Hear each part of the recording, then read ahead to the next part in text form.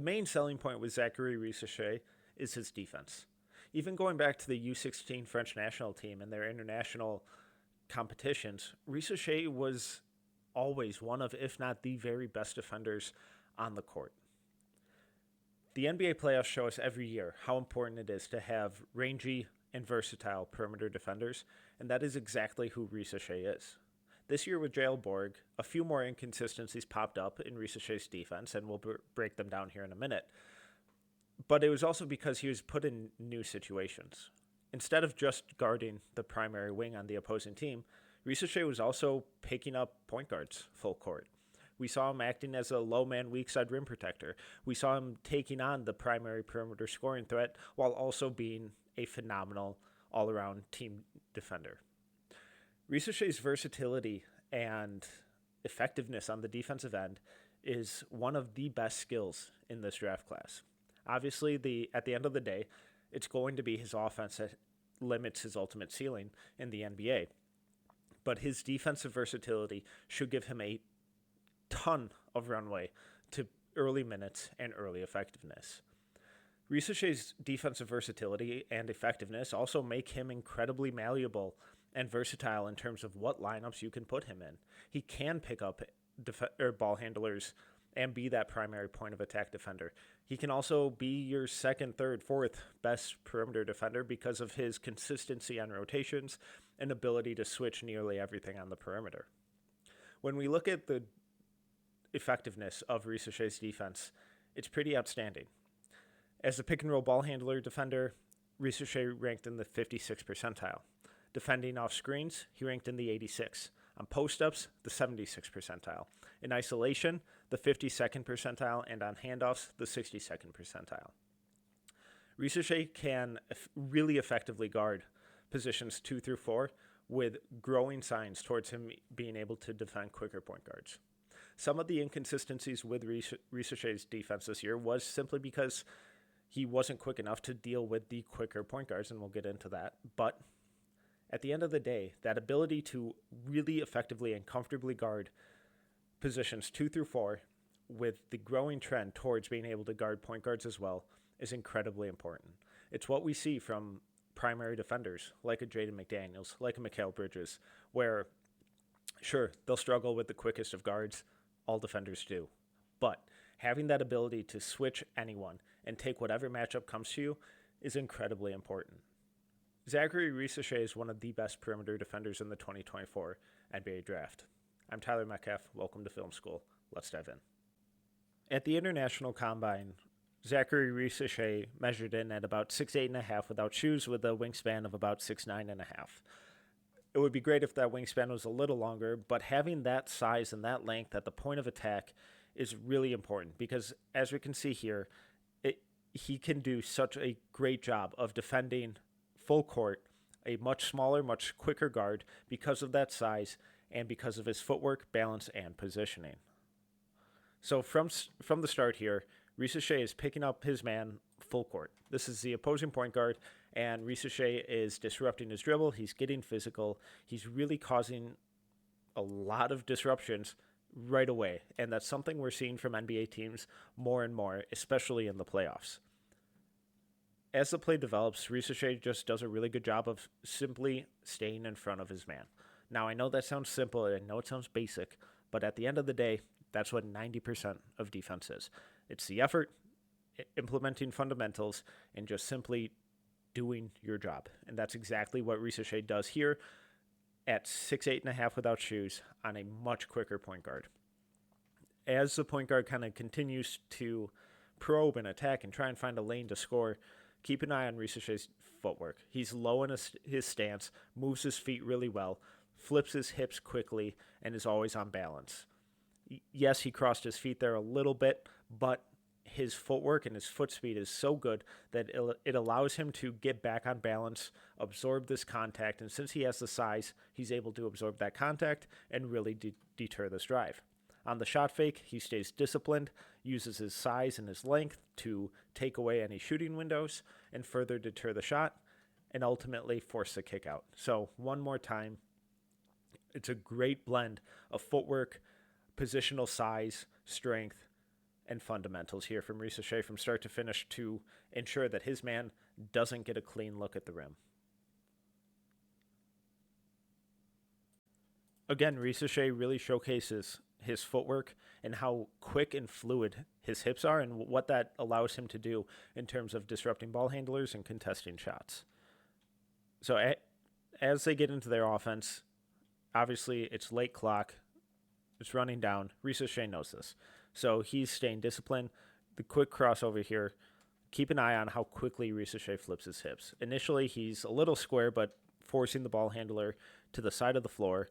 Solid crossover here attacks Risacher's high foot, and he does such a good job of effortlessly flowing with this and flipping his hips, which allows him to recover. His long strides allow him to eat up that space and stay connected, and his footwork and his balance and that hip fluidity allows him to stay exactly where he needs to be. Ball handler creates a decent amount of space on the step back here, plants his right foot, jumps back, took an extra step in there, which probably killed him, but it doesn't really matter because Risacher is staying attached to his hip, hands high the entire time, does a great job of heavily contesting without fouling. From start to finish here, this is tremendous footwork, great balance, great fundamentals, and really fluid and loose hips by Risacher. Here, Risacher again picks up his man nearly full court, but this time it's against an opposing player who has about equal size and definitely more muscle than Risacher. And Risacher does a tremendous job here. So we've seen Risacher really be able to lock down and stay in front of the quicker defenders or quicker ball handlers. And now we're seeing him deal with and really disrupt a stronger and more physical one. So right there, right from the start, the footwork's really solid.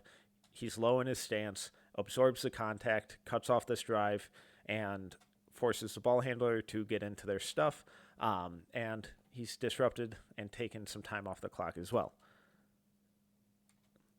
As they go into this pick and roll, Risacher does a fantastic job of getting skinny and sliding over through this screen really effortlessly.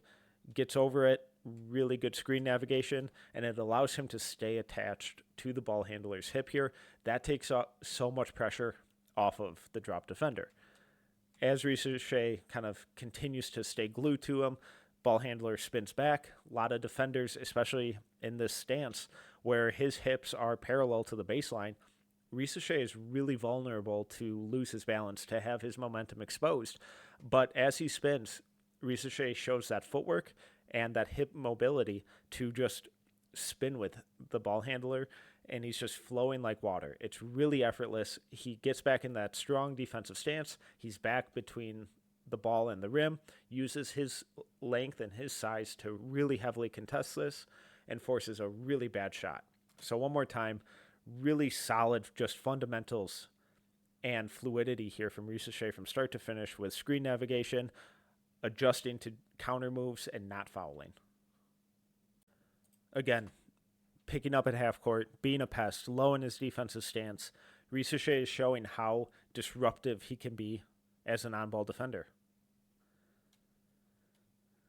So right away, it's rare that we consistently get young prospects who are always in a defensive stance, and that's basically what Risacher is always in. His fundamentals are so good. He's being this low allows him to actually quickly read and react and adapt to whatever the ball handler is doing, and it gives him such a strong base.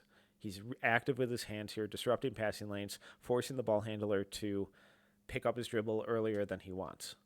From here, handoff, Risacher's low defensive stance. Again, the footwork isn't always pristine with Risacher, but his balance and his lower body strength is so good that he's able to have those little slip-ups where he's crossing his feet because his foot speed and the balance is always on point where he can quickly recover. So solid step back here by the ball handler, but since Risacher's lower body strength is really strong and his footwork and balance is right where it needs to be, plus he has the length, he's able to recover and really contest this shot. Maybe he gets a piece of it, maybe he fouls him, nothing's called, we play on. That's really strong defense from Risacher from start to finish, showcasing how disruptive and pesky he can be when defending at the point of attack. Being able to defend at the point of attack like Risacher can at his size obviously helps him disrupt stuff on the perimeter, but it also takes away and really limits what smaller guards can do in terms of scoring on the interior. So again, Risacher is really being disruptive, being really active at the point of attack out on the perimeter, and the smaller guard's just going to take him ISO drive, and he has the speed on Risacher, which Risacher knows, but like all good defenders, Risacher doesn't panic. He just stays attached, he stays in position, and keeps himself in position to make a play or at least be disruptive without fouling. He times his jump perfectly. He's so connected to the ball handler. They leave the floor essentially at the same time. And since he has the height and length advantage, Risacher easily turns away this layup attempt. This is one of the main areas where having that positional size advantage at the point of attack on defense really, really comes into play. Again, we see something really similar where even when Risacher isn't absolutely perfect, he has the size to recover, and the motor is always there, as we'll see in a clip, I think 2 from now. So right from the start, Risacher kind of gets caught, and the ball handler just has a really strong drive here. He has a quicker first step. He gets past Risacher, and Risacher is, at this point, it looks like he's being taken out of the play. However, Risacher is still really attached to the ball handler, and his pursuit and motor here is fantastic. And again, it's the having that size at the point of attack that really gives him an advantage. As he goes up, Risacher times his block perfectly, avoids fouling, great ball location here with the extended right hand, and pins it against the glass. Great recovery, little sloppy at the start here, a little slow to react, but he has the size and pursuit to recover and still make a play. While the vast majority of Risacher's on-ball defense is fantastic, there were occasional lapses in terms of his immediate reaction speed and foot speed when defending the quicker guards. This isn't totally uncommon when we get bigger wings on quicker point guards, but it's something he's going to have to clean up. So just right from the start here, he just kind of gets caught dozing off, where this isn't some dynamic dribble move. It's just a ball handler being quicker and Risacher being slow to react. Not trying to pick up a foul here. Risacher doesn't really create a whole lot of physicality, doesn't really bump the ball handler off his drive much, and that's something that shows up in Risacher's defense as well, where there are inconsistent levels of physicality, where ideally he's able to kind of use his upper body strength, which needs some work, to kind of bump the ball handler out of his line a little more here. He doesn't. Instead, he kind of goes for the, Hail Mary, reach around poke assist, or poke steal, misses. He's out of the play now because that initial reaction and that lack of physicality wasn't there. And his teammate has to rotate, draws the foul. One more time, we just see he's just a split second late to react, and that's more than enough for the ball handler to exploit his lapse. This is one of my favorite clips for any prospect on offense or defense from the entire season, and really showcases Risacher's motor and pursuit ability. So this is just a good old-fashioned chase down block that he then takes the other way for a score. This is fantastic from start to finish from Risacher. So on the turnover here, this should be an easy 2 points. Risacher's in the opposite corner on the baseline by the time that this ball is poked out to near half court. As the Metropolitans break out and approach the 3-point line, they have a numbers advantage of 3-on-1 with Risacher hot in pursuit. This is just incredible effort here. This should be an easy layup. And Risacher has other things in mind as he pins it on the glass, goes into the crowd, but he's not done. As Borg get the offensive rebound, they kick it out. Risacher's already beating everyone back down court. He just beat them going one direction. Now he's busy beating them going the other way as well. Flies through, lazy steal, block attempt. He just goes up, finishes through the contact. Everything about this play is exactly what you want from anyone on your team. This is just pure effort, pairing his physical tools with his pursuit ability, and it's a real testament to his desire, his motor, and his conditioning. Risacher's defensive consistency and impact also constantly show up when he's having to defend off ball and make rotations. So here, he's set up in strong side corner, defending the corner shooter. Ball swings. They're running a pick and roll on the opposite side. Risacher is now the weak side defender. This is his rotation to take away the roll man because his teammate over here has to worry about the corner shooter in the strong side corner. As this pocket pass gets made, Risacher times the rotation perfectly. He's already in the paint, but he waited to commit to this rotation until that pass was made to the roller to make sure that he didn't give up an easy skip pass to an open corner shooter. But as the roller gathers the ball and turns into the short roll here, Risacher's already there. He's meeting the ball handler, the roller, well outside the restricted area to ensure that he doesn't pick up some lazy blocking foul. And he does a really good job of just staying vertical here and making life difficult for the roller here. He's physical, he walls up, and the roller just doesn't have the skill to make that really difficult skip pass to the opposite corner here. All of this is really disruptive, really sound, really consistent from Risacher. Again, Risacher shows us his reliability as that low man and willingness to rotate over and be physical without fouling on more physical and bigger rollers. So as this play develops, Risacher is obviously just going to track his man to the corner here, but he's in perfect position where he knows exactly where his man is, but also can keep eyes on the primary action. As the screener rolls, Risacher yet again meets him outside the restricted area. I suppose he technically has a foot there, but you get it. He meets the roller and does a great job of staying vertical. He's not trying to take a charge here. If he was, it'd be a defensive foul. But he's just trying to disrupt the play. He's trying to be disruptive, he's not foul hunting, and he does a great job of walling up, forcing the tough kick out. Now, sure, you can make the argument that, yeah, the bad pass here, but this was such a bad pass because of Risacher's rotation and timing and length. He made life difficult. If he's not there on time, that's a dunk. If he's there too early, that's an easy pass. He's there exactly when he needs to be and forces this miscue from the offense. Risacher's ability to rotate and then wall up and stay vertical also shows up as a weak side rim protector. As his man circles to the opposite corner, again, he's the low man.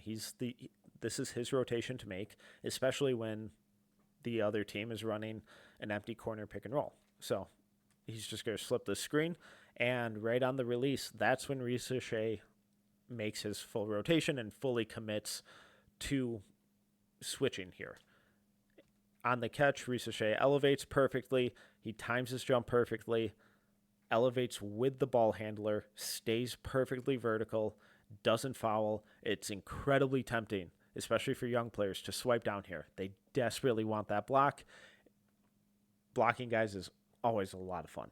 And to have the discipline to wall up, stay vertical, and not swipe down is a real testament to Risacher's fundamentals. He walls up, forces the miss.